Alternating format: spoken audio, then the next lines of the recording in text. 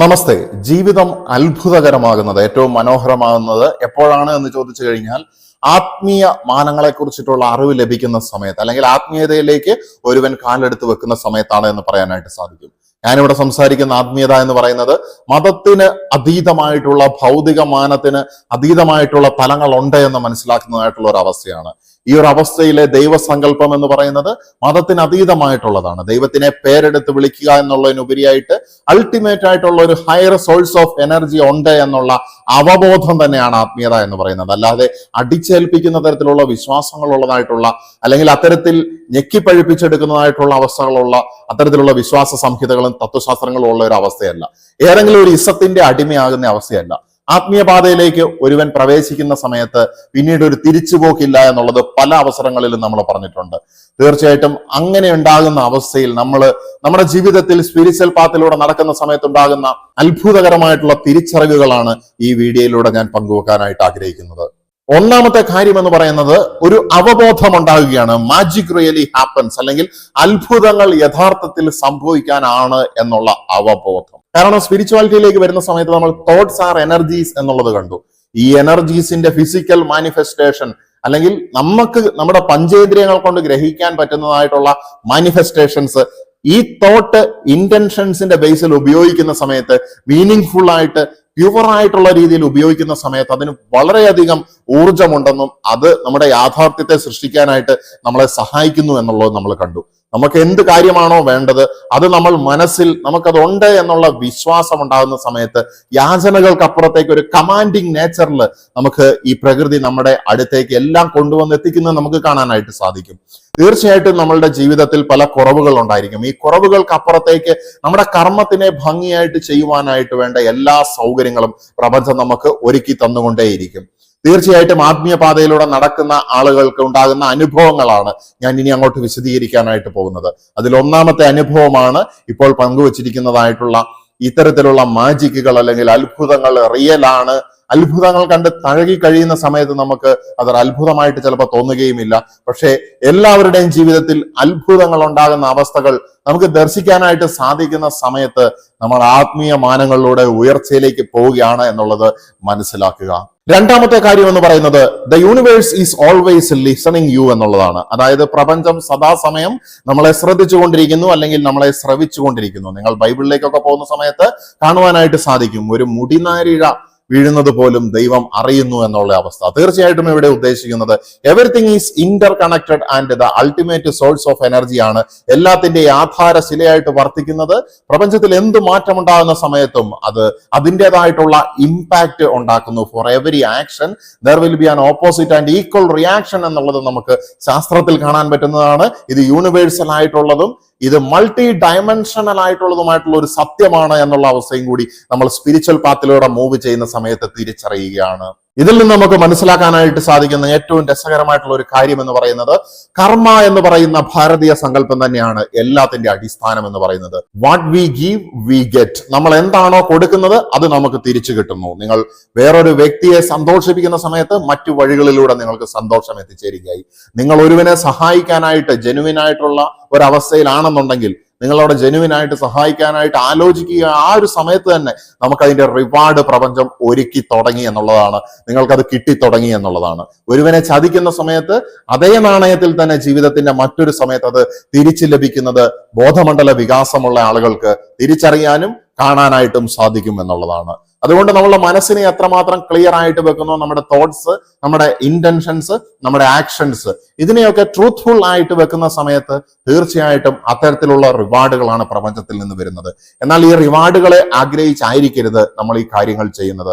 നമ്മൾ നമ്മുടെ ഇൻറ്റ്യൂഷന് ന്യായമെന്ന് തോന്നിക്കുന്നതായിട്ടുള്ള കാര്യങ്ങൾ, അല്ലെങ്കിൽ നമ്മുടെ ആത്മാവ് സദാസമയം സത്യവും ന്യായവും നീതിയും എന്താണ് എന്നുള്ളത് അന്വേഷിക്കുന്നതിൽ ജാഗ്രതയോടുകൂടി നമ്മുടെ ബുദ്ധിയോടൊപ്പം പ്രവർത്തിക്കുന്ന ആ ഒരു അവസ്ഥ, അല്ലെങ്കിൽ നമ്മളുടെ ബുദ്ധി, അതിന്റെ റിസൾട്ട് ആയിട്ടുള്ള മനസ്സ് സത്യവും ന്യായവും നീതിയും എന്ത് എന്നുള്ളത് ആത്മാവിനോടൊപ്പം അന്വേഷിക്കുന്നതായിട്ടുള്ള അവസ്ഥ. ഈ ഒരു അവസ്ഥ എല്ലാവർക്കും സംജാതമാകുന്ന സമയത്ത് സത്യത്തിന്റെ വെളിച്ചം, അല്ലെങ്കിൽ ജ്ഞാനോദയത്തിലേക്ക് ഈ ഭൂഗോളം മുഴുവൻ നീങ്ങുന്നത് നമുക്ക് കാണുവാനായിട്ട് സാധിക്കും. ആത്മീയ പാതയിലൂടെ നടക്കുന്ന സമയത്ത് മനസ്സിലാക്കുന്ന മറ്റൊരു സത്യമാണ് there are no coincidences. ഒരു കാര്യങ്ങളും ആകസ്മികമായിട്ട് നടക്കുന്നതല്ല. there is a cause behind everything. ഇത്രയും കാര്യങ്ങൾ പറഞ്ഞതിൽ നിന്ന് ഇതിനെ സാധൂകരിക്കാനായിട്ടും മറ്റു കാര്യങ്ങൾ പറയേണ്ടതായിട്ടുള്ള ആവശ്യമില്ല എന്നുള്ളത് ഞാൻ മനസ്സിലാക്കുകയാണ്. എല്ലാ കാര്യങ്ങളും ഇന്റർ കണക്റ്റഡ് ആണ്. എല്ലാ കാരണത്തിനും ഒരു എഫക്റ്റ് ഉണ്ട്, എല്ലാ എഫക്റ്റിനും ഒരു കാരണമുണ്ട് എന്നുള്ളത് വളരെ ഡീപ്പായിട്ട് ഹെർമറ്റിസത്തിന്റെ പ്രിൻസിപ്പിൾസിലൂടെ പോയ സമയത്ത് നമ്മൾ കണ്ടിട്ടുള്ള ഒരു കാര്യവും കൂടിയാണ്. നമുക്ക് എന്താണോ ഫീൽ ചെയ്യുന്നത് അത് നമ്മൾ ക്രിയേറ്റ് ചെയ്യുകയാണ്. സോ നമ്മുടെ ചിന്തകൾ, നമ്മുടെ ഫീലിങ്സ്, നമ്മുടെ ആഗ്രഹങ്ങൾ, നമ്മുടെ ഭയങ്ങൾ എല്ലാം വളരെ ശ്രദ്ധാപൂർവം കൈകാര്യം ചെയ്യേണ്ട ആയുധങ്ങളാണ്. ശരിക്കും പറഞ്ഞിട്ടുണ്ടെങ്കിൽ നമുക്ക് ഹിന്ദുയിസത്തിലേക്ക് പോകുന്ന സമയത്ത് ചില ദേവന്മാരെയൊക്കെ കാണുന്ന സമയത്ത് ഒരുപാട് കൈകളും ഒരുപാട് ആയുധങ്ങളും ഉള്ള രൂപങ്ങൾ നമ്മൾ കണ്ടിട്ടുണ്ടായിരിക്കും.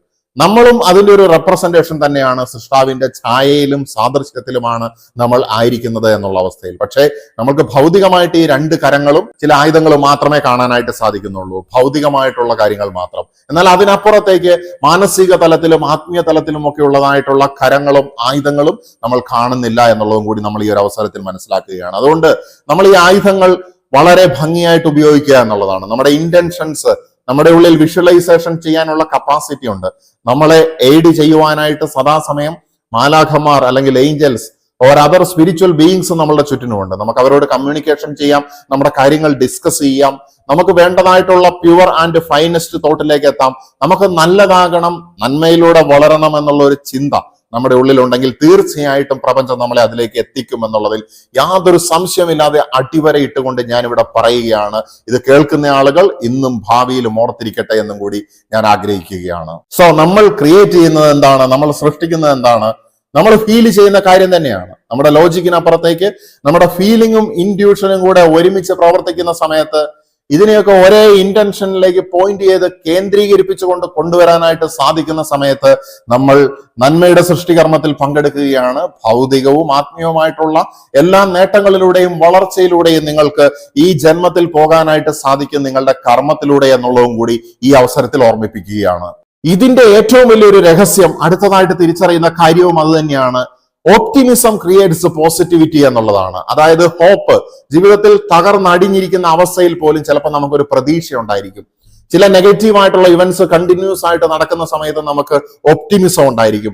ഈ രണ്ട് കാര്യങ്ങളും കൂട്ടിച്ചേർത്ത് കൊണ്ടുപോകുന്ന സമയത്ത് തീർച്ചയായിട്ടും പോസിറ്റീവായിട്ടുള്ള കാര്യങ്ങൾ ആ വ്യക്തിയുടെ ജീവിതത്തിൽ ഉണ്ടാകും. അല്ലെങ്കിൽ അറ്റ്ലീസ്റ്റ് പോസിറ്റീവായിട്ടുള്ള കാര്യങ്ങളിലേക്ക് ഫോക്കസ് ചെയ്യാനായിട്ട് അയാളുടെ ബോധമണ്ഡലം അയാളെ സഹായിക്കും എന്നുള്ളതും കൂടി നമുക്ക് മനസ്സിലാക്കാനായിട്ട് സാധിക്കും എന്നുള്ളതാണ്. സോ പോസിറ്റീവാണ് മനസ്സിന്റെ ഉള്ളിലുള്ളതെങ്കിൽ ഉള്ളിലുള്ളത് തന്നെയാണ് പുറത്തുമുള്ളത്. ആസ് എബോവ് സോ ബിലോ, അല്ലെങ്കിൽ ആസ് വിത്തിൻ സോ ഔട്ട്സൈഡ്. പുറത്തുള്ളതുപോലെ തന്നെ ഉള്ളിലും, അതുപോലെ തന്നെ മുകളിലുള്ളതുപോലെ തന്നെ താഴെയും, ആൻഡ് വൈസ് വേഴ്സ എന്നുള്ള ആത്മീയ സത്യം തിരിച്ചറിയുന്നു എന്നുള്ളതാണ് ഞാൻ പറയാനായിട്ട് ഉദ്ദേശിച്ചിട്ടുള്ള ഈ ഒരു പോയിന്റ് എന്ന് പറയുന്നത്. ചില സമയത്ത് നമുക്കുണ്ടാകുന്നതായിട്ടുള്ള ഗട്ട് ഫീലിങ്സ് നമ്മളുടെ സ്പിരിച്വൽ ഗൈഡ്സ് ആണ്. നമ്മളുടെ ഗട്ട് ഫീലിങ്സ് ചിലപ്പോൾ നമ്മൾ മറ്റുള്ളവരോട് ഷെയർ ചെയ്യുന്ന സമയത്ത് അവരത് അംഗീകരിക്കാനുള്ള യാതൊരു സാധ്യതയുമില്ല. ചില സമയത്ത് അംഗീകരിക്കുകയും ചെയ്യും. അങ്ങനെ അംഗീകരിക്കാതെ വരുന്ന സമയത്ത് ഈ ഗട്ട് ഫീലിങ്സിനെ നമ്മൾ പോലും ചില സമയത്ത് തെറ്റിദ്ധരിക്കാറുണ്ട്, അല്ലെങ്കിൽ നമ്മൾ പോലും അവിശ്വസിക്കാറുണ്ട്. ദ മോർ യു ലിസൺ, അല്ലെങ്കിൽ ദ മോർ യു ട്രസ്റ്റ്, ഈ ഗട്ട് ഫീലിംഗ് വീണ്ടും വീണ്ടും സംസാരിക്കും എന്നുള്ളതാണ്. അത് ഇൻഡ്യൂഷന്റെ ഒരു വകഭേദമാണ് എന്നുള്ളതും കൂടി മനസ്സിലാക്കുക. നമ്മുടെ ശരീരത്തിന്റെ ആവശ്യങ്ങളും മനസ്സിന്റെയും ആത്മാവിൻ്റെതുമായിട്ടുള്ള പല കാര്യങ്ങളും ഇത്തരത്തിലുള്ള ഗട്ട് ഫീലിങ്സിലൂടെ, ഇത്തരത്തിലുള്ള തോന്നലുകളിലൂടെ, ശക്തമായിട്ടുള്ള ഉൾവിളികളിലൂടെ ആത്മാവ് നമ്മളുടെ ബ്രെയിനിലേക്ക്, നമ്മുടെ കോൺഷ്യസ്നെസ്സിലേക്ക് അല്ലെങ്കിൽ മനസ്സിലേക്ക് ഡെലിവർ ചെയ്യുന്നതായിട്ടുള്ള ഒരു വഴിയാണ് ഇത്തരത്തിലുള്ള ഗട്ട് ഫീലിംഗ് അല്ലെങ്കിൽ ശക്തമായിട്ടുള്ള തോന്നലുകൾ എന്ന് പറയുന്നത്. ഒരിക്കലും ഇതിനെ ഓവർ തിങ്കിങ്ങോ അല്ലെങ്കിൽ ഡെല്യൂഷനിലേക്കോ കൊണ്ടുപോകാനായിട്ട് പാടില്ല. അതുകൊണ്ട് ആത്മീയമായിട്ടുള്ള വിജയം എന്ന് പറയുന്നത് മനസ്സിന്റെയും ശരീരത്തിന്റെയും ഒക്കെ ആരോഗ്യകരമായിട്ടുള്ള അവസ്ഥയിൽ നിന്നും ഉരുത്തിരിയുന്നതാണ്. അല്ലെങ്കിൽ ആ ഒരു അവസ്ഥയിൽ നമ്മൾ ഫ്രീക്വൻസി സെറ്റ് ചെയ്ത് കഴിഞ്ഞാൽ മാത്രമേ ഉയർന്നതായിട്ടുള്ള ആത്മീയ ഊർജത്തിനെ നമുക്ക് റിയലൈസ് ചെയ്യാനും അല്ലെങ്കിൽ പ്രവർത്തിപ്പിക്കാനായിട്ടും സാധിക്കുള്ളൂ എന്നുള്ളതും കൂടി ഈ അവസരത്തിൽ മനസ്സിലാക്കുക. അടുത്തായിട്ടുള്ള കാര്യം എന്ന് പറയുന്നത് സ്നേഹം എന്ന് പറയുന്ന അവസ്ഥയാണ്. കാരണം ഒരുപാട് ഗുരുക്കന്മാർ നമ്മളെ പഠിപ്പിച്ചിരിക്കുന്നത്, ഒരുപാട് വിഷണറീസ് നമ്മളോട് പറഞ്ഞിരിക്കുന്നത് സ്നേഹത്തിന്റെ അടിസ്ഥാനത്തിലാണ് ബാക്കിയെല്ലാം. സ്നേഹമില്ലെങ്കിൽ നമ്മൾ മുഴങ്ങുന്ന ചേങ്കില പോലെയാണ്. മറ്റെന്തൊക്കെ കാര്യങ്ങളുണ്ടെങ്കിലും അതിൽ പ്രത്യേകിച്ച് കഥയില്ല എന്നുള്ളതാണ്. സ്നേഹം എന്ന് പറയുന്നത് വെറുപ്പുകളെ ഹീൽ ചെയ്യുന്നു. അതുപോലെ തന്നെ മറ്റു പല രീതിയിലുള്ള മിസറീസ്, ദുഃഖങ്ങളെയൊക്കെ അത് മാറ്റിക്കൊണ്ടുവരികയാണ് എന്നുള്ളതും കൂടി നമ്മൾ ഈ അവസരത്തിൽ മനസ്സിലാക്കുകയാണ്. സ്നേഹമുള്ള സ്ഥലങ്ങളിൽ ഈഗോയ്ക്ക് അധികം ശക്തിയില്ല എന്നുള്ളതും കൂടി നമ്മൾ ഈ ഒരു അവസരത്തിൽ മനസ്സിലാക്കുകയാണ്. മറ്റുള്ളവരോടുള്ള അല്ലെങ്കിൽ ലോകത്തിന് നന്മ വരണം എന്നുള്ള പോസിറ്റീവായിട്ടുള്ള ചിന്തയും ഒക്കെ സ്നേഹത്തിന്റെ അടിസ്ഥാനത്തിൽ ഉണ്ടാകുന്നതായിട്ടുള്ള ഒരു കാര്യമാണ്. നമ്മൾ സ്നേഹിക്കുക എന്ന് പറയുന്ന സമയത്ത് അന്ധമായിട്ടുള്ള അഭിനിവേശങ്ങളല്ല അവിടെ ഉദ്ദേശിക്കുന്നത്. അതിനപ്പുറത്തേക്ക് സ്നേഹം എന്ന് പറയുന്നത് സത്യമാണ്, വെളിച്ചമാണ്, കർമ്മമാണ്, ഈശ്വരനാണ്, ഈശ്വരന്റെ ഒരു ഭാവമാണ് എന്നുള്ളതും കൂടി നമ്മൾ ഈ അവസരത്തിൽ മനസ്സിലാക്കുക. ആത്മീയ പാതയിലേക്ക് വരുന്ന സമയത്ത് അടുത്തതായിട്ടുള്ള പ്രധാനപ്പെട്ട ഒരു തിരിച്ചറിവ് എന്ന് പറയുന്നത് എനർജി നെവർ ലൈസ് എന്നുള്ളതാണ്. എന്ന് വെച്ച് കഴിഞ്ഞാൽ നമ്മുടെ ഊർജം കള്ളം പറയില്ല എന്നുള്ളതാണ്. പല സമയങ്ങളിലും നമ്മൾ മറ്റുള്ള ആൾക്കാരോട് ഇടപെടുന്ന സമയത്ത് നമ്മളുടെ ഓറ വീക്ക് ആണെന്നുണ്ടെങ്കിൽ നമുക്ക് തന്നെ അത് തിരിച്ചറിയാനായിട്ട് സാധിക്കും. മറ്റുള്ള ആളുകളിൽ നിന്ന് നെഗറ്റീവായിട്ടുള്ള അവസ്ഥകളിലാണ് അവരുടെ മനസ്സ് പ്രവർത്തിക്കുന്നത് എന്നുണ്ടെങ്കിൽ ഹൈലി സ്പിരിച്വൽ ആയിട്ടുള്ള വ്യക്തികളെ സംബന്ധിച്ചിടത്തോളം ഒരു സെൻസിറ്റീവ് ആയിട്ടുള്ള വേയില് അതിനെ തിരിച്ചറിയാനായിട്ട് സാധിക്കും.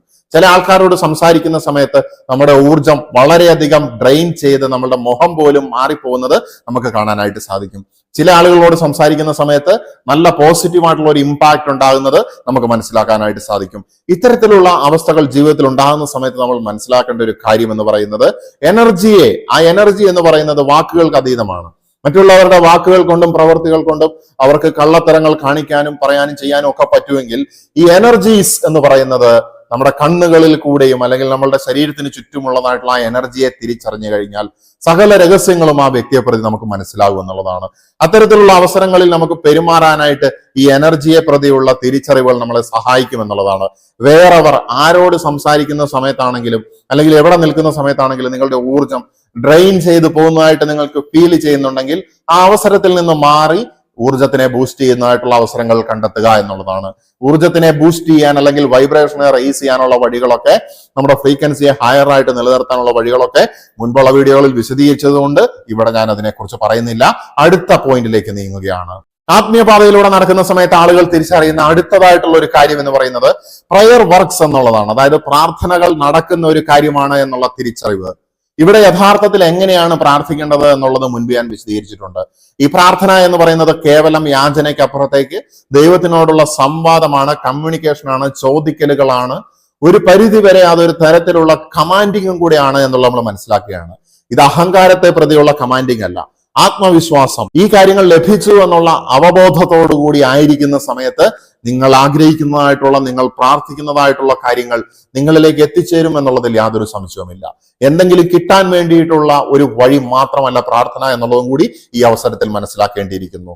നമ്മൾ ദൈവവുമായിട്ട് അടുക്കുന്നതിന്റെ ഒരു ലക്ഷണവും കൂടിയാണ് പ്രയർ എന്ന് പറയുന്നത്. ഈ പ്രയർ എന്ന് പറയുന്നത് മതങ്ങൾ കാണാപ്പാഠം പഠിച്ചിട്ട് പറയണമെന്ന് പറഞ്ഞതായിട്ടുള്ള കാര്യങ്ങളോ അല്ലെങ്കിൽ ചെയ്യണമെന്ന് പറഞ്ഞിട്ടായിട്ടുള്ള സ്റ്റെപ്സോ ഇതിനെ അടിസ്ഥാനപ്പെടുത്തിയിട്ടുള്ളതല്ല. ഏത് സമയത്തും എവിടെ നിന്ന് വേണമെങ്കിലും പ്രാർത്ഥിക്കാം എന്നുള്ളത് നമ്മൾ കണ്ടു കഴിഞ്ഞിട്ടുള്ള ഒരു സത്യമാണ്. ദൈവത്തിനോടുള്ള സംവാദം അല്ലെങ്കിൽ communication itself is prayer എന്നുള്ളതും കൂടി നമ്മൾ ഈ അവസരത്തിൽ മനസ്സിലാക്കുകയാണ്. ദൈവത്തിനോട് ഒരേ രീതിയിൽ പാപിയാണ് എന്ന് എന്നിൽ കനിയണമേ എന്ന് വിളിച്ചു പറയുന്ന സമയത്ത് തീർച്ചയായിട്ടും ദൈവത്തിനും ബോറടിക്കും. അതുകൊണ്ട് ദൈവത്തിനോട് സംസാരിക്കുന്ന സമയത്ത് ഫ്രീ ആൻഡ് റിലാക്സ്ഡ് ആയിട്ട് സംസാരിക്കുക. നമ്മുടെ അവസ്ഥകൾ നമ്മൾ പറഞ്ഞില്ലെങ്കിലും സൃഷ്ടാവിന് അറിയാവുന്നതാണ്. പിന്നെ എന്തിനാണ് നെഗറ്റീവായിട്ടുള്ള കാര്യങ്ങൾ നമ്മുടെ മനസ്സിലേക്ക് ഇൻജക്ട് ചെയ്യുന്നത്? പ്രാർത്ഥനയിലൂടെ ആണെങ്കിൽ പോലും അയാൾ പഠിപ്പിച്ചതാണ്, ഇയാൾ പഠിപ്പിച്ചതാണ്, ഇന്ന മതം പഠിപ്പിച്ചതാണ് എന്നൊക്കെ പറയുന്ന സമയത്ത് അതേപടി എടുത്ത് വിഴുങ്ങുന്നതിന് പകരം നമ്മൾ സത്യത്തിനെ അന്വേഷിക്കുക എന്നുള്ളതാണ്.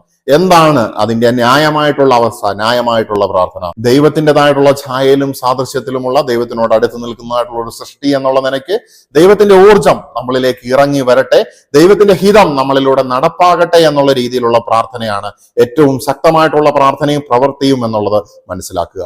Next is about the power of meditation ആണ്. ധ്യാനം എന്ന് പറയുന്നത് ഹൈലി പവർഫുൾ ആണ്. അത് നമ്മളെ ഒരു ആൾട്ടേർഡ് സ്റ്റേറ്റ് ഓഫ് കോൺഷ്യസ്നെസ്സിലേക്ക് എത്തിക്കുന്നു. പല വിധത്തിലുള്ള ധ്യാനങ്ങളുണ്ട്. അതിൽ പ്രധാനപ്പെട്ടതൊക്കെ സെപ്പറേറ്റ് വീഡിയോയിൽ നമ്മൾ വിശദീകരിച്ചിട്ടുണ്ട് ഈ ചാനലിലൂടെ. അത്തരത്തിൽ ധ്യാനം ഏത് തരത്തിലുള്ളതാണെങ്കിലും ഓരോ വ്യക്തികളുടെ കർമ്മം, അയാളുടെ നേച്ചർ, ഇതിനൊക്കെ അടിസ്ഥാനമാക്കിയിട്ട് ഓരോരുത്തർക്കും പല രീതിയിലുള്ള ധ്യാനമായിരിക്കും ചിലപ്പോൾ എഫക്റ്റീവ് ആകുന്നത്. ചിലർക്ക് ഇതൊക്കെ മാറി മാറി ചെയ്യുന്നതായിരിക്കും നല്ലതായിട്ട് വരുന്നത്. ഏതെങ്കിലും ഒരു ധ്യാനം ചെയ്യാൻ പറ്റുന്നില്ല അല്ലെങ്കിൽ ബോറടിക്കുകയാണെങ്കിൽ മറ്റ് ടൈപ്സ് ഓഫ് ധ്യാനങ്ങളിലേക്ക് നമുക്ക് കടന്നു പോകാവുന്നതും പരീക്ഷണങ്ങൾ നടത്താവുന്നതുമാണ്. ഇതിനായിട്ടൊരു ഗൈഡിന്റെ സഹായം ആവശ്യമുണ്ടെങ്കിൽ അതെടുക്കുന്നതിലും തെറ്റുണ്ട് എന്ന് ഞാൻ പറയുന്നില്ല. പക്ഷേ നിങ്ങളുടെ ആത്മാവിന് അറിയാം ഏതാണ് നിങ്ങൾക്ക് സ്യൂട്ടബിൾ ആയിട്ടുള്ള ധ്യാന രീതി എന്നുള്ളത് അല്ലെങ്കിൽ ധ്യാന രീതികൾ എന്നുള്ളത്. തീർച്ചയായിട്ടും ധ്യാനത്തിന് വളരെ ശക്തിയുണ്ട്. കാരണം റിലാക്സേഷന്റെ ഫേസിലേക്ക് കൊണ്ടുപോകുന്നു, ഒരു ട്രാൻസ് സ്റ്റേജിലേക്ക് കൊണ്ടുപോകുന്നു. നമ്മുടെ ആഗ്രഹങ്ങൾ നേടിയെടുക്കുന്നതിനും അല്ലെങ്കിൽ നമ്മുടെ പ്രവർത്തികൾ ഫോക്കസ് ആയിട്ട് മാറ്റുന്നതിനുമൊക്കെ ഈ ധ്യാനം നമ്മളെ സഹായിക്കുകയാണ്. നമ്മളെ യാഥാർത്ഥ്യത്തിലേക്ക് നമ്മളുടെ ചിന്തകളെ കൊണ്ടുവരാനായിട്ടും ചിന്തകളുടെ ഊർജത്തിനെ കൃത്യമായിട്ടുള്ള രീതിയിൽ ഇന്റൻഷൻസോട് കൂടി ഉപയോഗിക്കാനും ഒക്കെ ധ്യാനം നമ്മളെ സഹായിക്കുകയാണ്. പ്രപഞ്ചം നമ്മളുടെ ചുറ്റിനുള്ള പ്രകൃതിയിലൂടെ, ഫുൾ മൂണിൽ കൂടെ, അല്ലെങ്കിൽ പുതിയ നക്ഷത്രങ്ങൾ നമ്മുടെ മുന്നിലേക്ക് പ്രത്യക്ഷപ്പെടുത്തുന്നതിലൂടെ, പക്ഷികളിലൂടെയും മറ്റ് ജീവജാലങ്ങളിലൂടെയും ഒക്കെ അടയാളങ്ങൾ കാണിച്ചു തരുന്നു, സംവദിക്കുന്നു എന്നുള്ളത് ആത്മീയ പാതയിലേക്ക് എൻ്റർ ചെയ്യുന്ന സമയത്ത് മനസ്സിലാക്കുന്ന ഒരു കാര്യമാണ്. നിമിത്തങ്ങളെ മാത്രം അടിസ്ഥാനമാക്കിയിട്ട് പോയിട്ട് അന്ധവിശ്വാസത്തിലേക്ക് പോവുക എന്നുള്ളതല്ല ഇവിടെ ഉദ്ദേശിക്കുന്നത്. പ്രകൃതി അല്ലെങ്കിൽ പ്രപഞ്ചം നമുക്ക് ഓരോ അടയാളങ്ങൾ കാണിച്ചു തരുന്ന സമയത്തും അതിന്റെ അർത്ഥം നമ്മുടെ ആത്മാവിലൂടെ നമ്മൾ കണ്ടെത്തുന്നതാണ് മറ്റേതൊരു മേഖലയിൽ അന്വേഷിക്കുന്നതിനേക്കാളും നല്ലത്.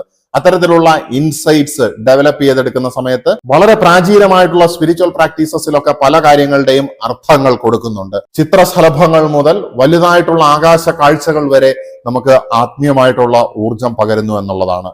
തീർച്ചയായിട്ടും പ്രപഞ്ചവുമായിട്ട് അടുക്കുന്ന സമയത്ത് പ്രകൃതിയിലൂടെയാണ് നമുക്കത് ഈസി ആയിട്ട് സാധിക്കുന്നത്. അങ്ങനെ ആയിരിക്കുന്ന സമയത്ത് നമ്മളിലേക്ക് ഒരു പുതിയ ഊർജം വന്ന് നിറയുന്നത് നിങ്ങൾ തിരിച്ചറിഞ്ഞിട്ടുണ്ടായിരിക്കും. ഇത്തരത്തിൽ ഭൗതികവും ആത്മീയവുമായിട്ടുള്ള മാനങ്ങളെ സെപ്പറേറ്റ് ആയിട്ട് കാണുന്നതിന് പകരം ഇതെല്ലാം ഒന്നാണ്, ഒരു ദൈവമാണുള്ളത് എന്നുള്ള രീതിയിൽ ഒരു വണ്ണസിന്റെ പെർസ്പെക്റ്റീവ് എടുക്കുന്ന സമയത്ത് വസുധൈവ കുടുംബകം, ഭൂമിയെ ഒരു സ്വർഗമാക്കി മാറ്റുവാനുള്ള നമ്മുടെ മോട്ടിവേഷൻ വർദ്ധിക്കുകയും അത് നമുക്ക് മറ്റുള്ളവർക്ക് ഇൻസ്പിറേഷൻ നൽകുന്നതിലേക്ക് നമ്മളെ എത്തിക്കുകയും ചെയ്യും. തീർച്ചയായിട്ടും ഈ ഭൂമിയിൽ ഒരു സ്വർഗം പണിയാനായിട്ട് സാധിക്കട്ടെ എന്ന് ആശംസിച്ചുകൊണ്ട് നിർത്തുകയാണ്. നമസ്തേ.